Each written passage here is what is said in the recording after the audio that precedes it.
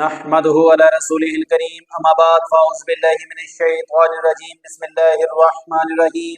अस्सलामु अलैकुम सामाईन। आज हम बात करेंगे ख्वाब में ज़ख्म देखने के हवाले से। मसलन ख्वाब में ज़ख्म भरता हुआ देखना, ख्वाब में ज़ख्म देखना, ख्वाब में ज़ख्म अपने चेहरे के ऊपर देखना।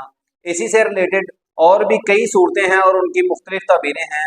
अगर आप इन सब सूरतों की ताबीरें जानना चाहते हैं तो हमारी वीडियो को एंड तक लाजम देखें।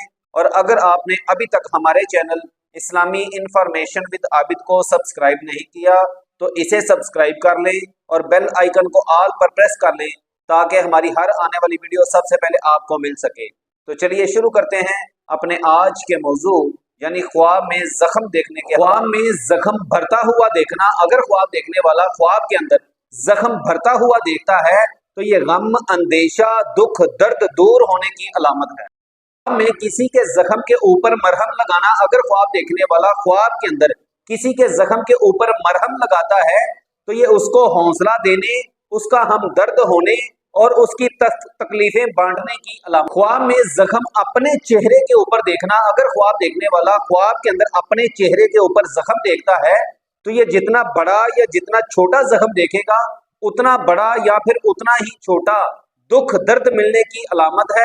और अगर अपने चेहरे के ऊपर खराश देखता है तो ये इसके काम में खलल आने की अलामत है। ख्वाब देखने वाले को चाहिए कि सदका दे। ख्वाब में अपने पूरे जिस्म पर कहीं भी जख्म देखना। अगर ख्वाब देखने वाला ख्वाब के अंदर अपने जिस्म पर जख्म देखता है तो ये जितना बड़ा जख्म देखेगा उतना बड़ा दुख दर्द मिलने की अलामत है।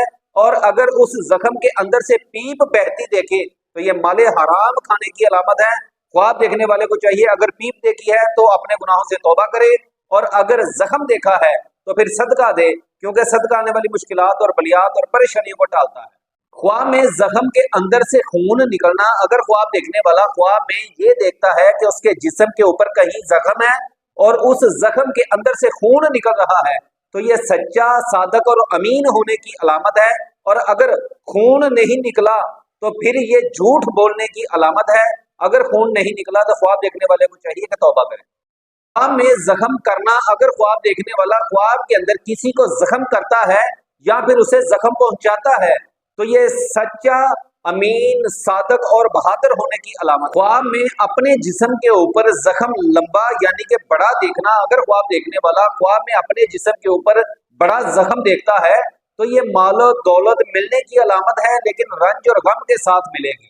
ख्वाब में जख्म होना। अगर ख्वाब देखने वाला ख्वाब के अंदर देखता है कि उसके जिस्म पर एकदम से अचानक से जख्म हो गया है तो ये सच्चा और हक पसंद इंसान होने और आराम और राहत मिलने की अलामत है। ख्वाब में जख्मी करना। अगर ख्वाब देखने वाला ख्वाब के अंदर ये देखता है कि उसको किसी ने जख्मी किया है और उस जख्म के अंदर से खून निकला है तो जिस इंसान ने इसको जख्मी किया है वो इंसान इसके साथ कोई सच्ची बात करेगा और ये ख्वाब देखने वाला उसका जवाब नहीं दे सकेगा। और अगर ख्वाब देखने वाला ये देखे कि जख्म के अंदर से खून नहीं निकला तो ये फिर उसके साथ झूठ बोलेगा।